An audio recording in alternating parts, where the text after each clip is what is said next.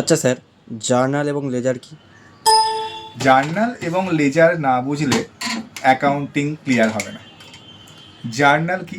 Journal হলো অ্যাকাউন্টসের first step.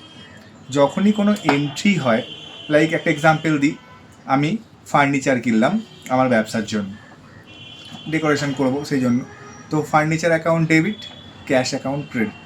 এই এন্ট্রিটা যে হলো, সেই এন্ট্রিটা আমরা প্রথমেই করব জার্নাল বুকে। এইবার জার্নাল বোঝার বা জার্নাল করার একটা সহজ ট্রিক্স আছে। ট্রিক্সটা কি? মনে রাখতে হবে, যখনই ক্যাশ আসবে তখন ক্যাশটাকে ডেবিট করব, আর কি কারণে আসছে সেই কারণটাকে ক্রেডিট করব। আর যখন ক্যাশ যাবে তখন ক্যাশটাকে ক্রেডিট করব, আর যে কারণে যাচ্ছে সেই কারণটাকে ডেবিট করব। যেমন আমি একটু আগেই যে এক্সাম্পলটা দিলাম, ফার্নিচার কিনলাম ক্যাশ দিয়ে 10,000 টাকা, তাহলে এখানে ক্যাশ চলে গেল, তাই ক্যাশ ক্রেডিট, আর কি এলো? ফার্নিচার, তাই ফার্নিচার ডেবিট। এই হলো জার্নাল। এরপর আসি লেজার।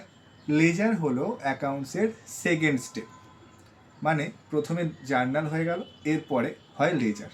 লেজার কি হয়? যে যে অ্যাকাউন্টগুলো নিয়ে জার্নাল হলো, এক্সাম্পল ফার্নিচার একটা অ্যাকাউন্ট, ক্যাশ একটা অ্যাকাউন্ট, এই দুটো অ্যাকাউন্ট নিয়ে জার্নাল হলো। এই দুটো অ্যাকাউন্টকে আলাদা আলাদাভাবে আমরা পোস্ট করব।